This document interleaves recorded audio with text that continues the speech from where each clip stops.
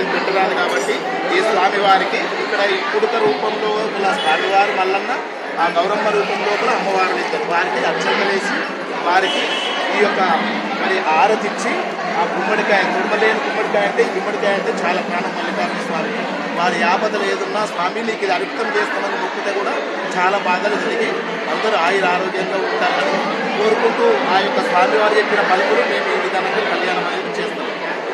అదేవిధంగా స్వామివారిని తలబండారంటారు. ఇప్పుడు ఆ స్వామివారు కుడుక కింద కూర్చున్నాడు కాబట్టి ఆ యొక్క బండారులు ఈ అక్షంతలు ఇయ్యంగానే వారికి మొదలుపెట్టి వారి తల మీద పెట్టినట్టు తలబండారు అంటారు. దాన్ని తలబండారాన్ని పెట్టేటప్పుడు మేము ఏమంటామంటే శివ శివ మాదిమని కలిగి మళ్ళీ దేవుని కలిగి ఒప్పులు చేసి మనం వదిలి ఉండాలి. భక్తులాది మన భాగ్యాలు కోరి భగవంతుడు మల్లికార్జున స్వామి మీరు కుమ్మన పోతుంటే మీకు తోడై నుండి తరగబోతుంటే తాపై నుండి వచ్చేటి గంటాలు పంటల ఎందు పాడీల ఎందు సాత్విక సంగీల అందు ఎల్లవేళ ఇంటి లోపల ఎరుగుతో దీపాలు మెరుగుకాయిస్తూ వస్తు వాహనములు తనకనక వస్త్రములు కలిగి ఎప్పటికీ వారికి తోడుగుడై ఉండి కరుణించి కాపాడి రక్షించి శుభములు కల్పించాలనే విజయభావాన్ని స్వామివారికి దండపెట్టింది.